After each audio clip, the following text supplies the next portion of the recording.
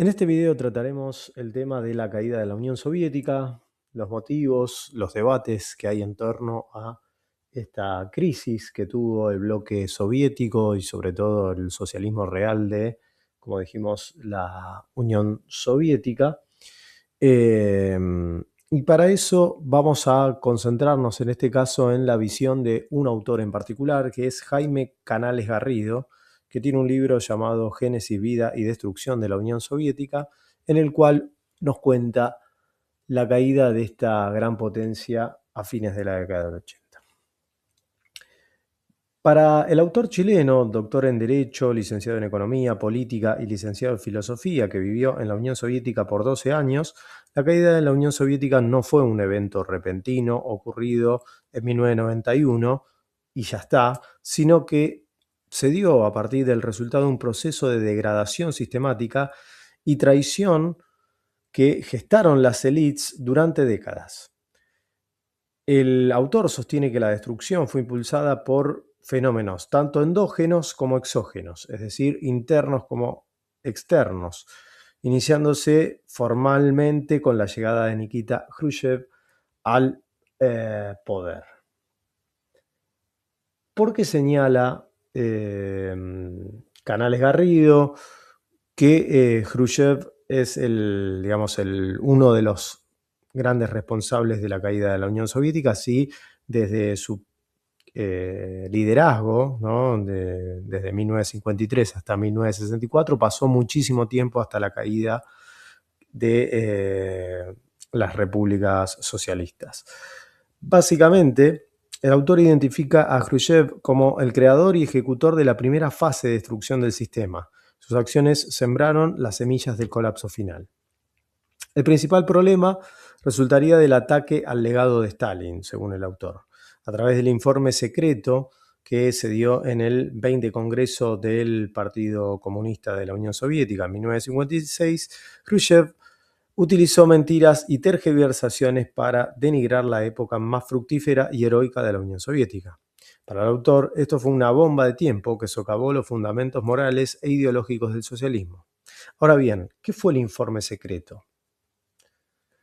Bien, el informe secreto fue un discurso titulado Sobre el culto a la personalidad y sus consecuencias, leído por Khrushchev el 25 de febrero de 1956, durante la sesión de clausura del 20 Congreso del Partido Comunista de la Unión Soviética.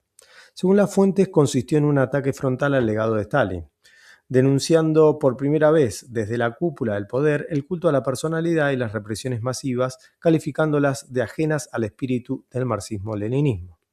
El autor, Jaime Canales Garrido, realiza una crítica feroz y detallada de este informe, basándose en los siguientes puntos concretos. Primero dice que hay una falsedad absoluta de los hechos. El autor sostiene que el informe no buscaba la verdad, sino la falsificación de la historia, apoyándose en las investigaciones como las de Grover Ford. Tras la apertura de los archivos del Kremlin, el autor afirma que ninguna de las revelaciones sobre los crímenes de Stalin y Beria eran veraces. Todas las que son verificables resultaron ser fraudes e interpretaciones arbitrarias. Un segundo punto tiene que ver con la violación de la democracia interna del partido. El autor critica duramente la forma en que se presentó el informe, calificándola de gran mascarada, y expone 3 irregularidades de procedimiento que fueron graves. En principio se leyó el último día, cuando el programa del Congreso ya se había agotado. Fue un discurso secreto que no se taquigrafió ni se permitió publicar en ese momento. Además, no se permitió el debate. Tras la lectura, no se dio la palabra a los delegados para discutir o votar su contenido, rompiendo décadas de práctica de democracia interna dentro, ¿no?, del Partido Comunista. A su vez, el autor señala que hay una hipocresía y encubrimiento que se da sobre todo por la culpa personal que tiene Khrushchev. Vayamos a ese punto. Bien, ahí estamos un poco este cuadro, ¿no?, del por qué el informe secreto fue un problema para la Unión Soviética, un problema grave que derivó después en su caída, pero quería tener el cuadro y mencionar esto que decíamos recién, ¿no? De la hipocresía y del encubrimiento de la culpa personal. Para el autor, Khrushchev utilizó el informe para limpiar su propio pasado criminal. Según documentos desclasificados citados en las fuentes, Khrushchev fue personalmente responsable de la ejecución de más de 161.000 personas en Moscú y Ucrania durante los años 30. Al culpar exclusivamente a Stalin, Khrushchev logró descargar su responsabilidad y la de otros miembros del Politburó que también habían participado activamente en las represiones. A su vez, el autor señala que todo esto derivó en una bomba de tiempo ideológica, porque el informe socavó los cimientos morales del socialismo al obligar a un pueblo heroico a renegar de su pasado más glorioso, la época de 1924 a 1953, que si bien hay muchísimas muertes, entre otras cuestiones por hambrunas y por las propias derivas de la guerra tanto interna como de la Segunda Guerra Mundial, también fue un periodo fructífero en tanto la Unión Soviética se empieza a convertir en la potencia que termina siendo en la década del 50. Y lo que dice el autor es que esto derivó en un golpe letal que causó un desconcierto irreparable en el movimiento comunista internacional y alimentó la propaganda enemiga, que utilizó el discurso para declarar que todo el sistema soviético era una tiranía malvada. El autor señala también que hay calumnias sobre la capacidad militar de Stalin, sobre todo vinculado a las operaciones militares de Stalin en la Segunda Guerra Mundial. El autor refuta específicamente la afirmación de Khrushchev de que Stalin planeaba operaciones militares en un globo terráqueo. Cita a los mariscales Zhukov y Vasilevsky, quienes calificaron esto como tonterías y afirmaron que Stalin poseía un dominio magistral de los asuntos militares y la dirección estratégica. A su vez, el uso para la toma del poder público absoluto de estos documentos, según el autor, este informe fue parte de una maniobra de Khrushchev para consolidarse como el número uno de la nomenclatura, eliminando a sus rivales políticos y estableciendo una dirección subjetivista y voluntarista que difería del liderazgo colegiado de la época anterior. En resumen, el autor del informe secreto ve al informe secreto no como un acto de desestanilización necesario, sino como el inicio de una degradación sistemática de la Unión Soviética, orquestado por un impostor que utilizó la mentira para justificar un cambio de rumbo que eventualmente llevaría al colapso de Estado.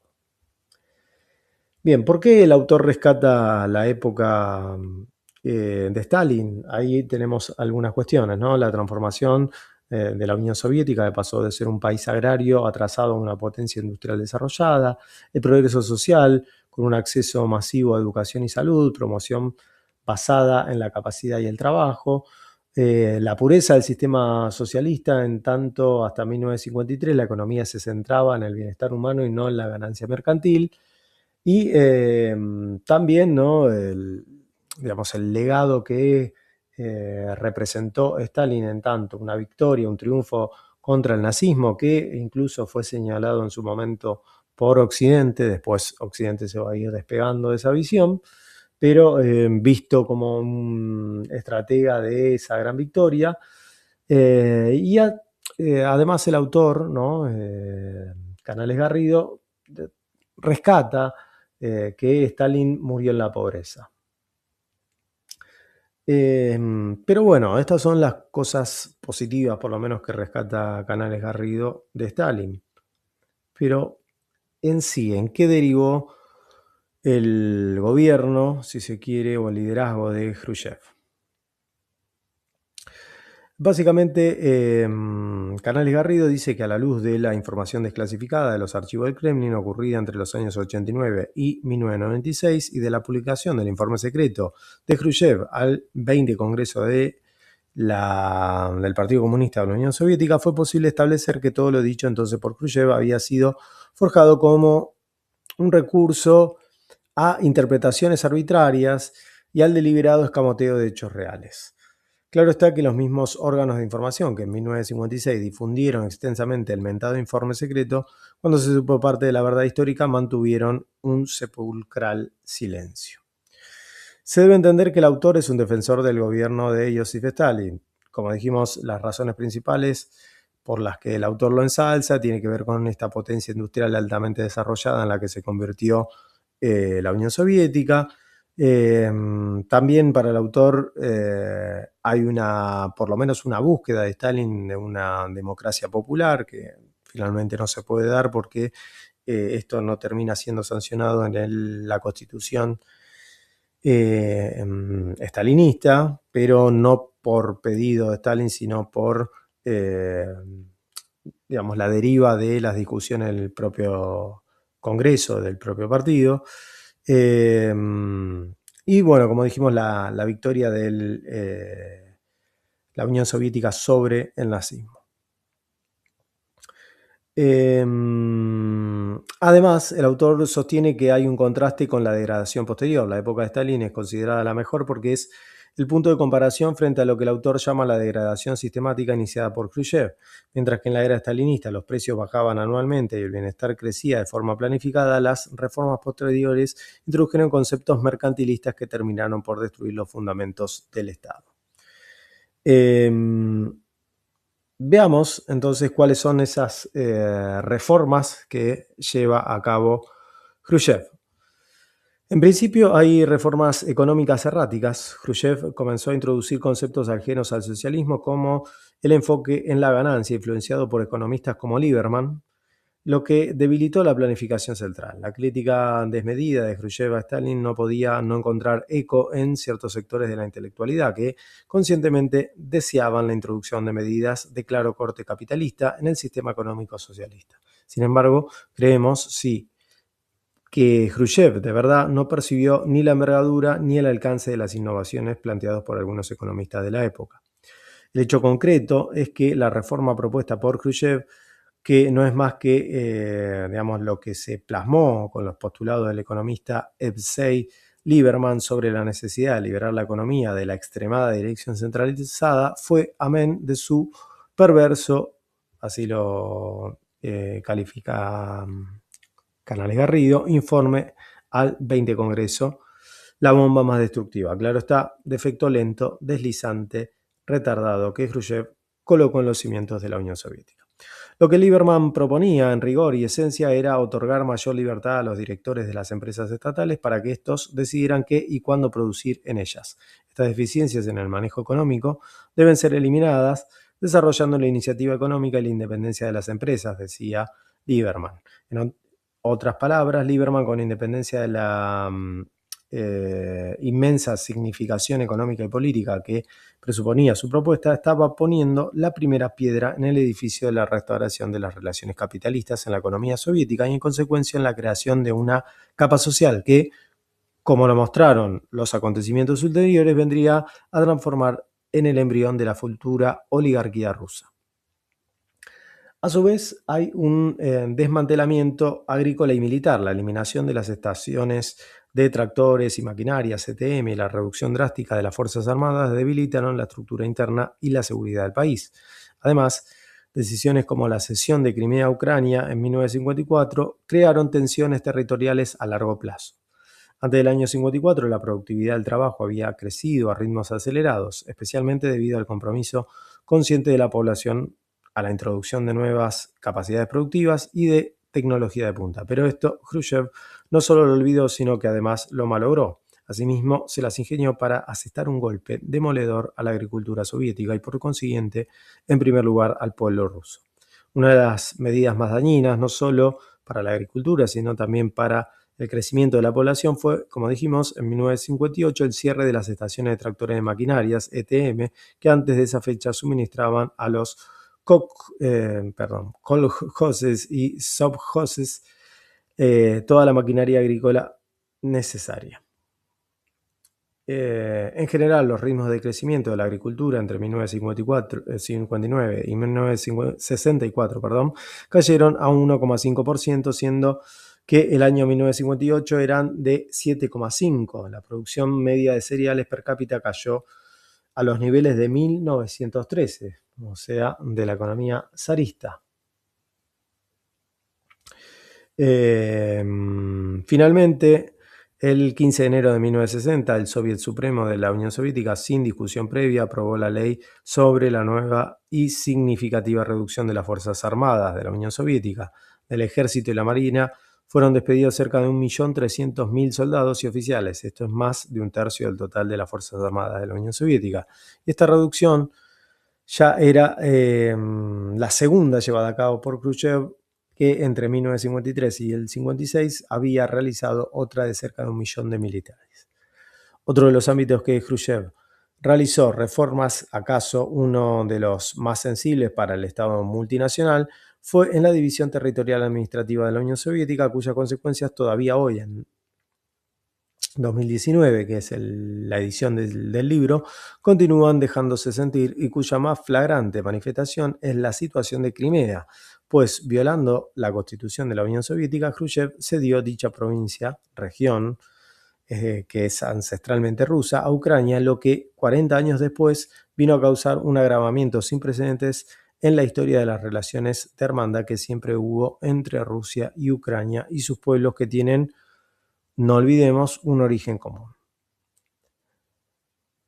Finalmente, el autor dice que hay una degradación latente y una generación de economía sombra con la presidencia de Brezhnev y Kosygin.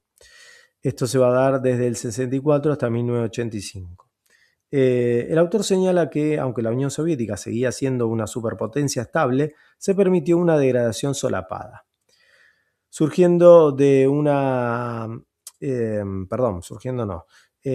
En ese momento se da el surgimiento de una élite pro-occidental que se va gestando en una capa de la nomenclatura con cierta mentalidad mercantilista.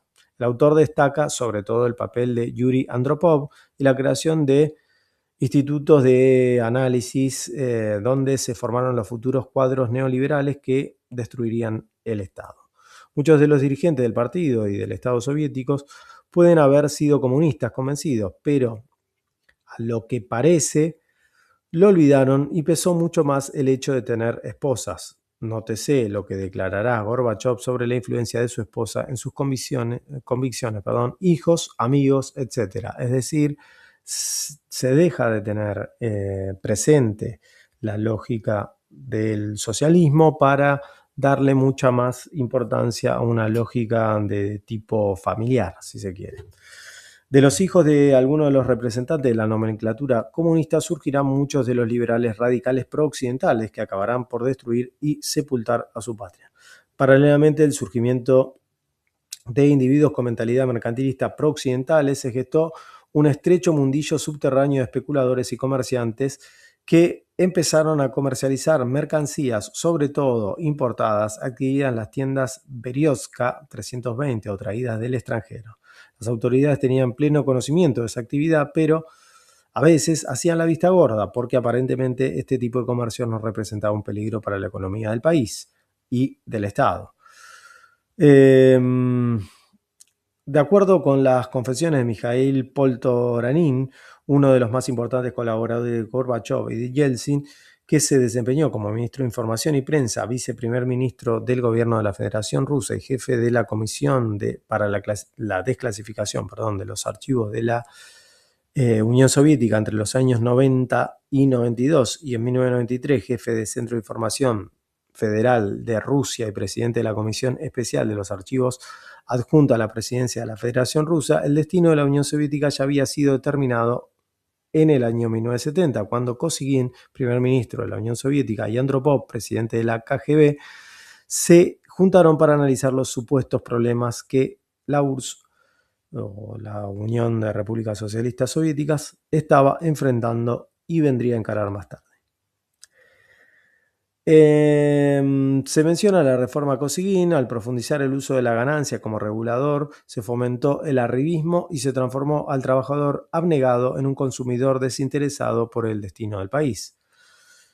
Con esto también se da una economía paralela, ¿no? Se da el crecimiento de un mercado negro ilegal, lo que se llamó economía sombra, que creó una base social interesada en la restauración del capitalismo para legalizar sus capitales. La abolición de la planificación económica centralizada como regulador de la producción requería un regulador nuevo y, por tanto, diferente que en el ámbito de la reforma solo podía ser la ganancia, definida por los economistas soviéticos partidarios del mercado como la diferencia entre el precio y el costo de producción.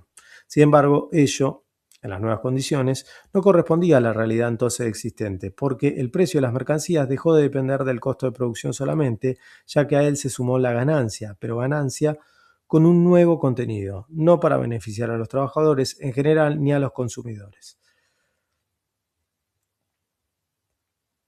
A estos hombres les interesaba lo que sucedía en el mundo, hacia dónde se movía la historia y qué lugar en el proceso mundial ocupaba su país. Y aquí que en lugar de esta mirada más planetaria que había anteriormente, se empieza a instar a mirar y a velar por los intereses de la pequeña colectividad. Así es la idea del hombre nuevo que se estaba gestando en el seno de la sociedad soviética con las reformas económicas de Khrushchev y Kosygin, se comenzaron a transformar lentamente en un simple hombre común, como el de la sociedad, donde la ganancia del consumo es lo primordial. Finalmente tenemos la traición definitiva de Mikhail Gorbachev, de 1985 a 1991. Para el autor, Gorbachev no fue un reformador ingenuo, sino un traidor y destructor cuya misión era liquidar al comunismo. Esto se dio a través del sabotaje económico deliberado, bajo el pretexto de la perestroika. Se aprobaron leyes que desarticularon la economía, como la ley de la empresa estatal que permitió la fuga de capitales y el fin del monopolio estatal de comercio exterior, dejando las tiendas vacías a propósito. A su vez, con la Glasnost se dio una guerra de desinformación. Se utilizó la transparencia para lanzar una campaña de calumnias contra la historia soviética, obligando al pueblo a arrepentirse de su pasado y destruyendo su fe en el sistema. En 1987 fueron finalmente destruidos los principales fundamentos de la economía soviética. Primero, la ley de empresas estatal, uniones, dio luz a la conversión de los fondos intangibles llamados por compensación, también conocido como el sistema de clearing, en dinero, esto es, en medios tangibles. Si bien se recuerda, a las empresas socialistas no se les permitía gastar sus recursos propios de forma autónoma, estas empresas no poseían dinero propio, salvo el necesario para pagar los salarios a sus trabajadores, algunos servicios puntuales. Todos los equipos, maquinarias e insumos eran adquiridos con recursos a los fondos intangibles. Quedó en evidencia que Khrushchev, maniobrando primero con las contradicciones de sus rivales en el seno del partido bolchevique y del gobierno de la Unión Soviética, algunos de los cuales transformó temporalmente en sus aliados y más tarde en simples cadáveres políticos, y segundo, usando al mariscal Zhukov y a las Fuerzas Armadas, en 3 años se adueñó del poder total de la Unión Soviética. Y esto se vio, si se quiere, exacerbado por la política de Gorbachev. Sin embargo, el personaje central es Yakovlev, que fue nombrado por Gorbachev jefe de la Comisión de Desclasificación de los Archivos, de modo de minimizar los efectos negativos que esta caja de Pandora había revelado.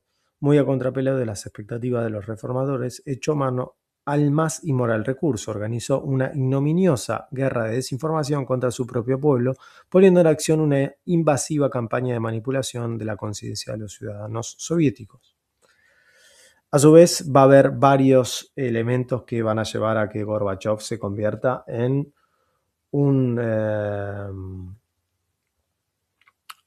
personaje por lo menos polémico para los autores socialistas, ¿no? que tratan la historia de Rusia y de la Unión Soviética.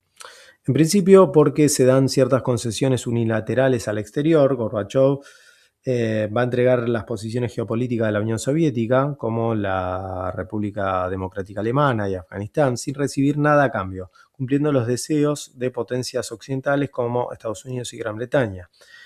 Se da un fomento del nacionalismo. El autor sostiene que Gorbachev permitió y provocó activamente los movimientos separatistas en las repúblicas para justificar el desmembramiento de la Unión.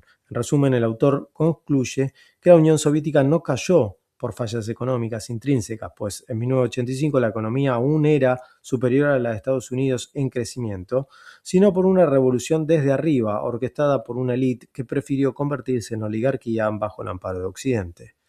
El objetivo de toda mi vida fue la destrucción del comunismo, de la insoportable dictadura sobre las personas. Mi esposa me apoyaba totalmente, pues comprendió la necesidad de ello, incluso antes de que yo le hiciera. Precisamente para alcanzar dicho objetivo, yo usé mi posición en el partido y el país. El mundo sin comunismo lucirá mejor. Después del año 2000 vendrá una fase de paz y bienestar general, decía Mikhail Gorbachev. Utilizando los resbalones de la diplomacia soviética, la excesiva arrogancia de Gorbachev y de las personas de su entorno, incluyendo a aquellos que tenían una posición abiertamente proamericana, nosotros logramos hacer con la Unión Soviética lo que el presidente Truman quería hacer por medio de una bomba. En febrero surgieron las primeras señales de la crisis en Nagorno-Karabaj y en Azerbaiyán.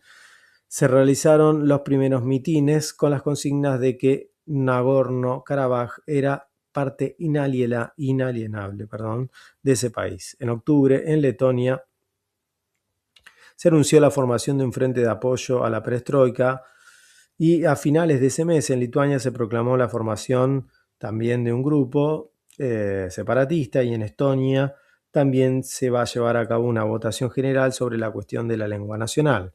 Como se puede constatar, a lo largo y ancho del inmenso territorio de la Unión Soviética comienzan a hacerse sentir cada vez con mayor ímpetu los movimientos separatistas y Gorbachev sigue sin reaccionar.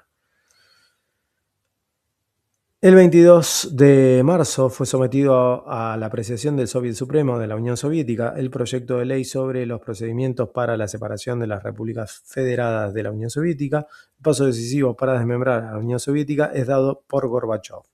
El 30 de abril, por decreto del Soviet Supremo de Estonia, fue declarado el nuevo Estatuto del Estado de Estonia, mientras que el 1 de mayo en la Plaza Roja, por primera vez en la historia de la Unión Soviética, la multitud de manifestantes exigió la renuncia del gobierno dirigido por Gorbachev.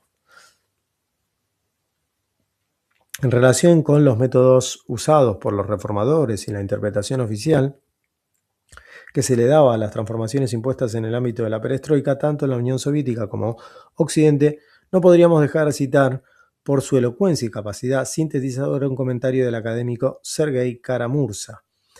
El modelo de este desastre asumido por el público occidental se reduce a tal esquema que es el siguiente. La Unión Soviética sufre una aguda crisis económica y es derrotada en la Guerra Fría. Gorbachev intenta la democratización y liberalización, se destapan los nacionalismos frenados por el régimen totalitario, se desmorona el imperio colonial soviético. Tanto las guerras étnicas como la disolución de la Unión Soviética son producto de premisas objetivas, los errores de Gorbachev y su incapacidad de controlar los procesos. Con base en la información disponible, propongo otro esquema. Influyentes sectores de la Unión Soviética, incluida una parte de la cúpula del Partido Comunista de la Unión Soviética, asumen como su misión trascendental, idealista y social, intereses económicos, la destrucción de lo que algunos llamaban el imperio del mal y su régimen totalitario. Por medio de todo el poder establecido, se inicia la revolución desde arriba, respaldada plenamente y con todos los medios por Occidente. Como instrumento de destrucción se crea la aguda crisis económica si se promueven los conflictos en todos los cortes de la sociedad, étnico, entre otros. La crisis se agrava con una serie de provocaciones bien sincronizadas, se vuelve sistemática y culmina en la disolución de la Unión Soviética por decisión del grupo gobernante. Según este esquema, no hubo errores importantes y los dirigentes de la revolución pueden estar agradecidos por el ahorro de sangre, en esta primera etapa por lo menos. Tenemos solamente, entre comillas, alrededor de 300.000 víctimas, unos 3 millones de refugiados y creciente tensión, cuya manera de explotar es en principio imposible de pronosticar. El proceso fue como una enfermedad autoinmune, termina diciendo el autor. El organismo político, la dirección del partido, comenzó a destruir sus propios mecanismos de defensa y de sustento para transformarse en algo completamente diferente.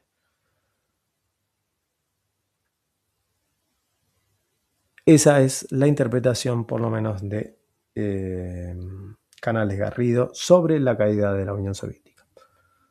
En un próximo video intentaremos analizar otras miradas sobre esta crisis que derivó en la caída de la Unión de las Repúblicas Socialistas Soviéticas.